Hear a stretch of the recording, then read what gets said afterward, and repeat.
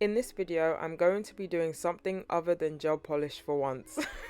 Well, not quite, because I do use gel polish in the end, but I'll be reviewing the ROSALIND Starter Polygel kit. So I would say that this is a great kit because it is very beginner friendly. It comes with a big tube of polygel and all the things that you need to be able to do the set, and it also has things that you can do some nail art with. So in this box contains a slip solution, and this is the biggest one I've seen out of all the kits that I have. It also comes with a dapping dish, which is really good. I'm showing you my dapping dishes for some reason. I don't know why I did this when I was filming, but I do like that they add that. Next is the base coat and top coat, and they also added these glitters. These were kind of giving me 4th of July vibes. Is anyone going to do a 4th of July nail set? I would, but I mean, I feel kind of weird doing them given obvious reasons. But let me know if you're going to do that. Also, in the box, there are dual forms, a nail file, and a brush and a picker. If you are interested in this box, I have a discount code and I'll leave everything in the description box. And the last couple of things are these polygel clips and those stickers.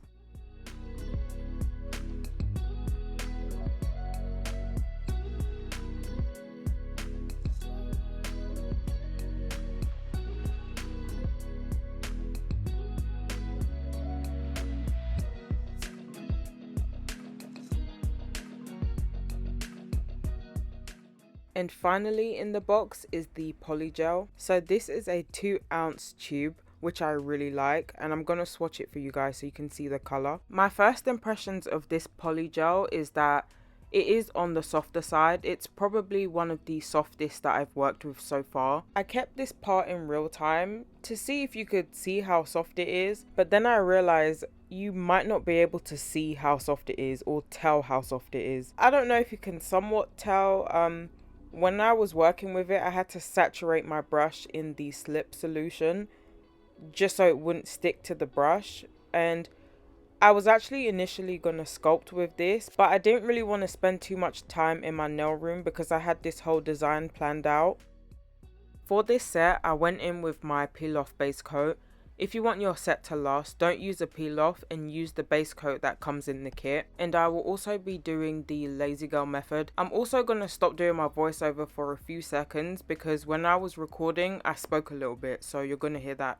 I don't ever speak whilst recording because number one, I'm usually playing music, and number two, it sounds like I'm at the beach or I'm trapped in a tumble dryer, something. I sound terrible, but I put my polygel in the freezer because it's really hot here and it's frozen.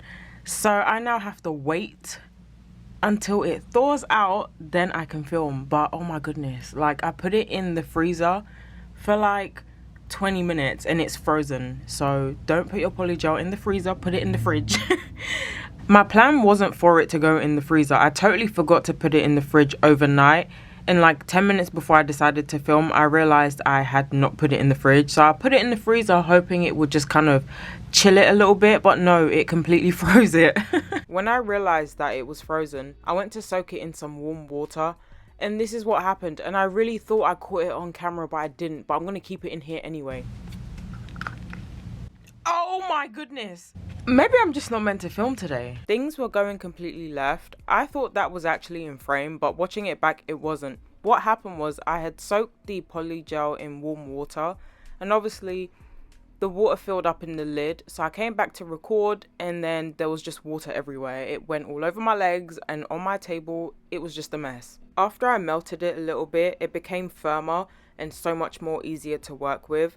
I got this tip from Nails by Nelly, and it's such a game changer because now I can actually use all my soft polygels. But anyways, back into the nail set. So for the lazy girl method, all I do is squeeze the polygel into the tip, then I smooth it out using the brush, making sure the polygel has covered all areas inside of the nail tip. Once I see that it's smooth enough, I apply it onto my natural nail. I don't show my process too much in this video, and that's because way back when I used to do the lazy girl method for every video. So if you want to see how I do it, you can check out any of those videos. But I would rather send you to Femi Beauty because it is her method and she can teach you better than I can. Once I got to the middle finger, I know I'm not on that finger just yet. I realized that the polygel was coming down to room temperature, so it started getting softer. It was like 100 degrees this day, and although I did have my AC on, my house was still super hot, and I think it has a lot to do with the fact that when my husband is on his gaming PC, that PC alone can heat a family of 5. I don't know why they overheat so much, so my house was like extremely hot. But the way I was able to work with this and not have it be a disaster was I saturated my brush in the slip solution. Also, doing the lazy girl method with soft polygel is a little bit hard, especially if you're doing a longer nail because all the weight is at the top and it wants to kind of fall down. So I was having some issues there, but nothing a little bit of filing couldn't fix. I applied the rest off camera. I had some seepage by the cuticle area, but that's normal for me. That happens to me all the time. I also had some product on the underside run over onto my finger, and I'm going to show you how to fix that because I don't think I've ever shown it in my videos where I do the lazy girl method. Before you do any filing, you need to clean off the nail really good.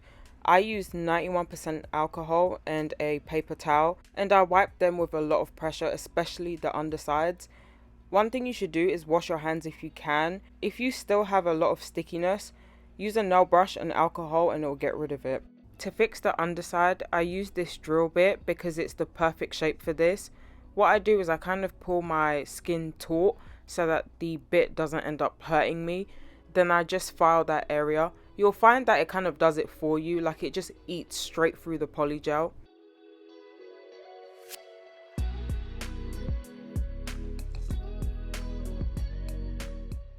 And this is how it looks, much better than before. And then once I'm done with that, I just use the same bit to fix that cuticle area.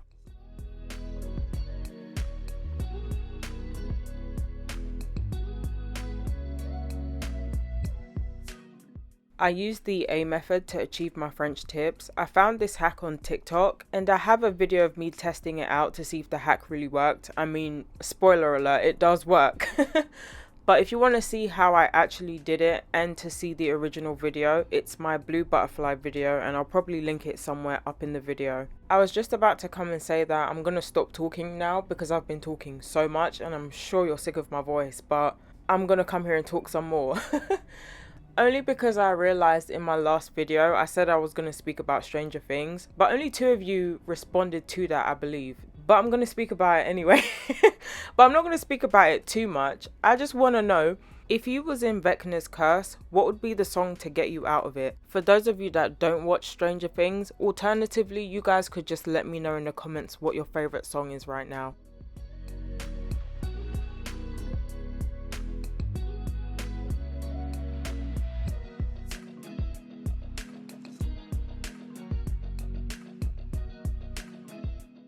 Once I was done painting the French, I went ahead and started doing the cow patches. I used black gel paint, my dotting tool, and I made random shapes till I had something that looked like a cow print.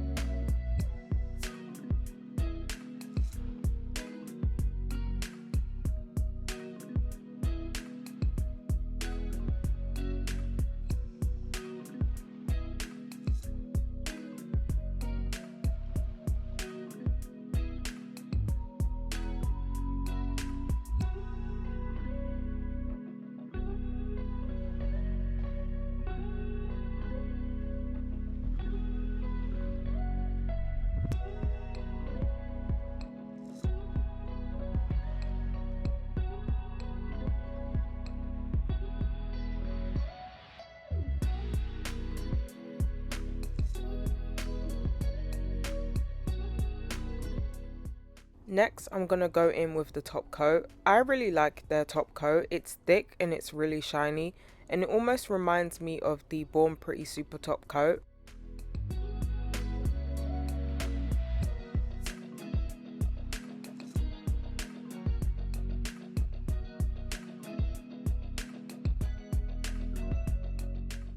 Finally, I'm going in with my cuticle oil. Let me know what you guys think of this set. I've been wanting to do a cow print set for a really long time, but just never got to it. And I'm super late, but I'm glad I finally did it. I almost wanted to put the Doja Cat Moo song as my background music, but these copyright claims are real, so I'm not gonna do it. I had some issues when curing the gel paint on my thumb, so if it looks weird, it's because I wiped it off and it left that mark. But if you enjoyed this video, like, comment and subscribe, and thank you for watching.